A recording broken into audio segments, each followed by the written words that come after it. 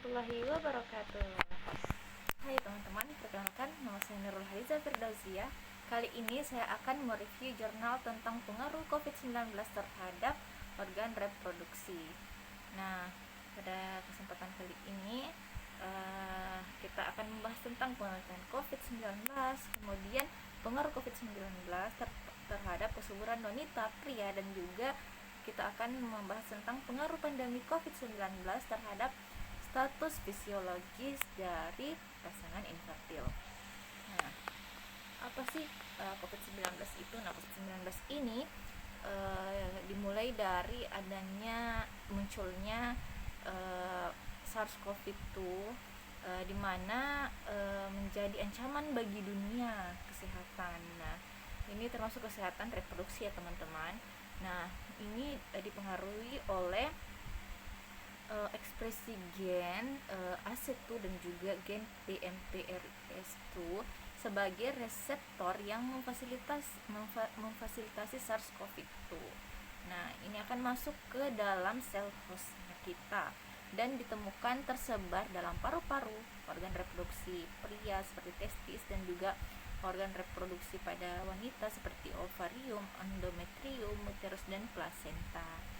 Nah, dewasa ini SARS-CoV ini menjangkit manusia pertama kali di Februari 2002 ya teman-teman, dan di Indonesia itu di tahun 2019 marak-maraknya, sehingga harus diwaspadai dengan PPKM yang telah kita lewati beberapa tahun lalu, dan alhamdulillah sekarang sudah ada vaksinnya. Kemudian itu pengaruh COVID-19 terhadap kesehatan reproduksi. Nah, pengaruh COVID sendiri kepada kesehatan reproduksi wanita itu paling bergejala di ibu hamil, di mana ibu hamil yang berada di atau yang hamil di masa-masa pandemi yang 2 tahun lalu. Nah, sampai sekarang ya masih terasa, namun sekarang itu sudah alhamdulillah agak mendingan ya. Ibu hamil itu takut memeriksakan kandungannya ke rumah sakit. Nah, pertama karena takut tertular, kemudian juga ada beberapa faktor yang mempengaruhi seperti jarak jauh atau jarak tempuh dari tempat tinggal ke rumah sakit, dan yang menyebabkan si ibu itu was-was. Walaupun beberapa ibu hamil yang mendatangkan dokter, namun kembali lagi kewaspadaan ibu hamil terhadap penyebaran COVID-19 ini. Kemudian ini juga ibu hamil juga dapat mengalami stres sebab hanya duduk di rumah, aktivitasnya terbatas, sedangkan ibu hamil kadang membutuhkan sesuatu hal atau sesuatu yang dapat membuatnya terasa lebih enjoy dalam menjalani masa-masa kehamilannya. Nah, kemudian ekspresi gen AC2 ini juga dilaporkan tersebar di paru-paru, jantung, otot polos, hati, ginjal, testis, ovarium, endometrium, serta pada plasenta. Nah, ini memang sangat berbahaya ya bagi kesehatan wanita hamil. Kemudian itu hasil penelitian lain juga dari jurnal yang telah dibaca ini memberikan gambaran bahwa organ testis, ovarium, endometrium, uterus, dan juga gonad serta janin ini berpotensi menjadi target infeksi dari SARS-CoV-2. Yang sekarang berkembang itu adalah COVID-19 ya, yang dapat mengganggu kesehatan reproduksi tentunya baik pria maupun juga wanita, sehingga berimbas dengan penurunan gangguan kesehatan, sehingga berimbas juga pada penurunan fertilitas. Nah, ekspresi protein reseptor SARS-CoV yang dilaporkan terdapat pada endometrium yang berisiko mengakibatkan kegagalan implantasi embrio, sehingga menghambat keberhasilan pasangan usia subur untuk memiliki anak di masa pandemi ini. Jadi beberapa penelitian ini juga menjelaskan bahwa tingkat fertilitas ini sangat meningkat ya, diakibatkan adanya pengaruh dari COVID-19 ini, sehingga hal ini tentu akan menimbulkan masalah lainnya. Kemudian infeksi parah COVID-19 saat awal kehamilan. Kenapa? Karena akan mengakibatkan abortus di usia kehamilan muda atau trimester pertama ya. Dan ini datanya memang sangat relevan sekali dengan kehidupan nyata, sebab di dalam kehidupan kami sendiri beberapa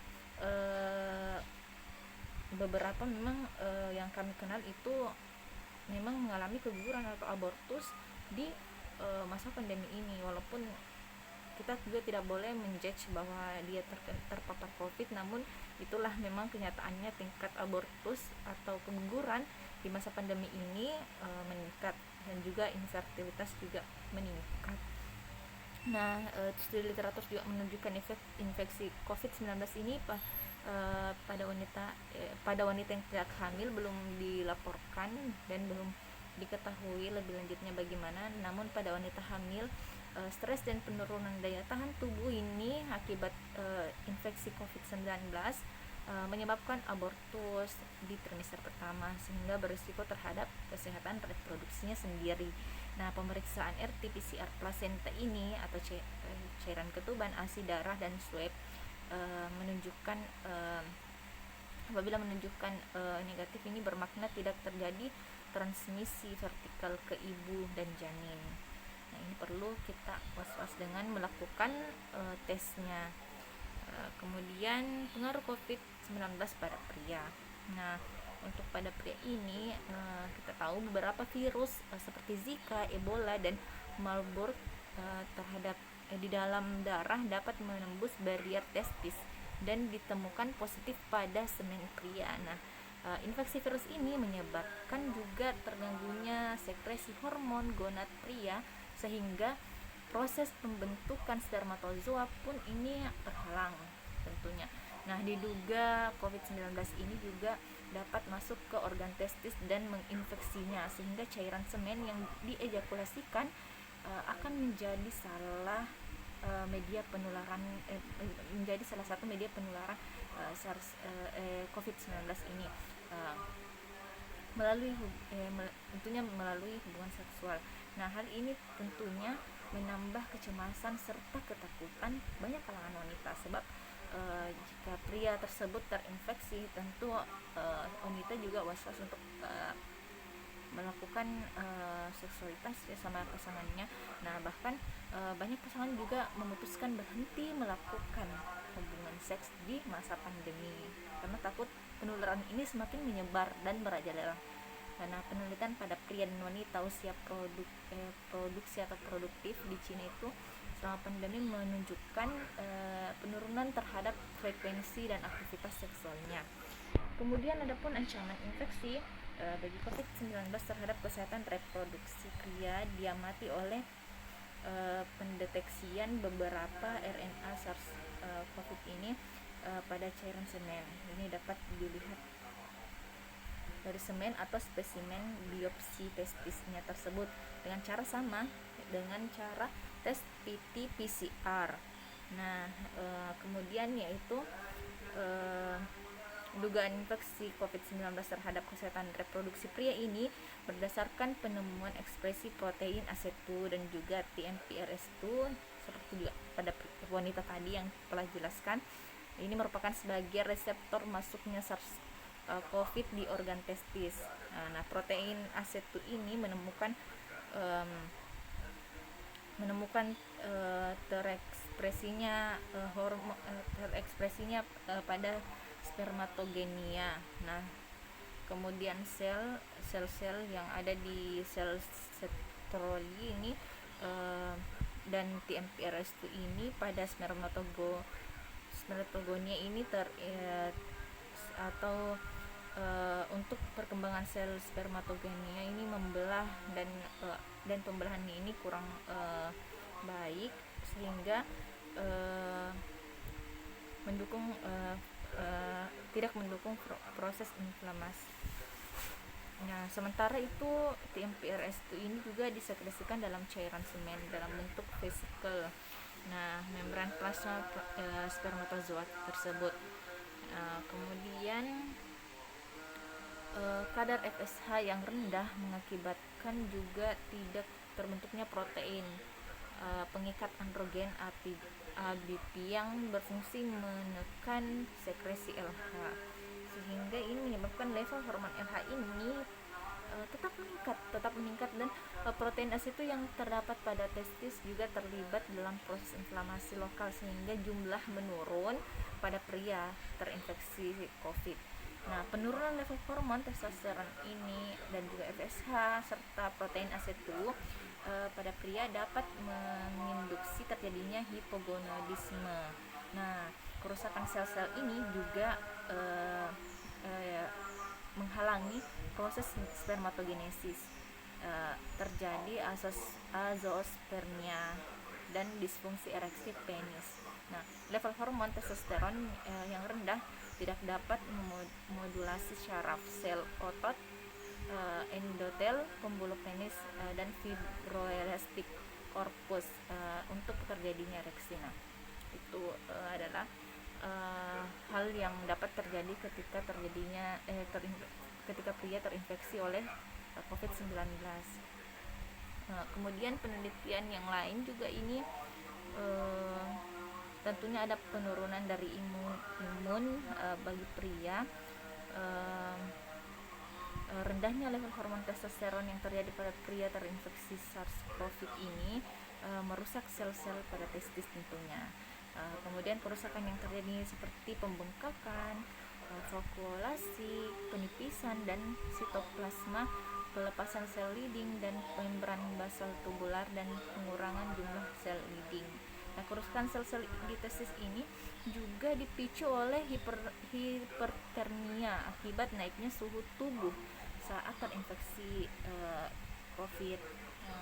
Hasil studi literatur lain juga menunjukkan bahwa infeksi SARS-CoV ini pada pria secara langsung menurunnya level hormon testosteron basal dan hipertermia testis sehingga mengakibatkan hormon FSH turun, kemudian hormon LH-nya naik, sehingga kerusakan sel-sel testis, ketidaknyamanan skrotum, dan disfungsi ereksi dapat terjadi. Sementara itu hasil PT-PCR pada biopsi jaringan testis dan cairan semen tidak ditemukan keberadaan RNA. Nah, ini pada penelitian ini ya belum ditemukan. Sedangkan dampak-dampaknya memang telah ada. Dampak lainnya telah ada. Kemudian itu pengaruh pandemi COVID-19 terhadap status fisiologis pasangan infertil. Nah, apa sih infertil itu? Nah, infertil itu merupakan kondisi di mana pasangan yang aktif berhubungan seksual tanpa kontrasepsi tidak mampu untuk mendapatkan kehamilan dalam 1 tahun. Jadi ini dapat juga menyebabkan infertilitas bagi pasangannya apabila salah satu atau kedua pasangan ini terkena COVID. Nah, masalah dari pihak laki-laki infertil itu sekitar 40%, kemudian perempuan itu 40%, dan adanya masalah dari kedua belah pihak itu 30%. Tetapi insiden yang sebenarnya mungkin lebih tinggi karena kurangnya data yang tidak dilaporkan ya. Tentu mungkin saja ada penambahan dari persenan tersebut, namun banyak pihak yang tidak terlaporkan kasusnya. Nah, tetapi insiden yang sebanyak 15% pasangan tidak dapat mencapai kehamilan dalam 1 tahun itu sekitar 15% ya. Kemudian dari jurnal juga itu angka kejadian perempuan yang infertil primer 15% pada usia 34 sampai 35 tahun di Indonesia, dan juga meningkat sehingga 30% di usia 35 sampai 39 tahun dan 64% pada usia 40 sampai 44 tahun. Nah, infertilitas pada pria ditemukan 2,5% sampai 12% dari jumlah pria di dunia. Kemudian angka kehamilan yang meningkat pada masa pandemi. Nah, beberapa tadi dijelaskan bahwa ada penurunan. Namun ada pun beberapa penelitian yang mengatakan bahwa angka kehamilan yang meningkat pada masa pandemi ini dipengaruhi oleh beberapa faktor. Jadi ada peningkatan rupanya di jurnal lain. Nah, di antaranya adalah penggunaan alat kontrasepsi. Data ini menunjukkan terjadi penurunan. Ada peningkatan. Kemudian ekspresi protein ini yang telah dijelaskan juga tadi, pada COVID ini terdapat risiko mengakibatkan kegagalan implantasi embrio, nah sehingga menghambat keberhasilan pasangan usia subur untuk memiliki anak di masa pandemi COVID-19 ini. Kemudian hal ini tentu akan menimbulkan masalah lain, terutama tekanan psikologis terhadap pasangan yang sudah lama ingin mempunyai anak, namun takut terpapar COVID-19 selama menjalani proses pandemi ini. Hal ini tentunya menambah kecemasan serta ketakutan banyak kalangan wanita dan juga pria. Nah, itu beberapa ketakutan, beberapa dampak-dampak yang terjadi di pandemi ini yang berpengaruh bagi sistem reproduksi manusia ya. Oke, berikut tampilan daftar pusaka yang ini merupakan jurnal yang kami baca dan kami share ke teman-teman sekalian. Semoga bermanfaat ya. Cukup sekian dari saya. Adapun kesalahan kata mohon dimaafkan, benarnya datangnya dari Allah. Saya Nurul Haliza Firdausia pamit undur diri. Wabillahi taufiq wal hidayah. Wassalamualaikum warahmatullahi wabarakatuh.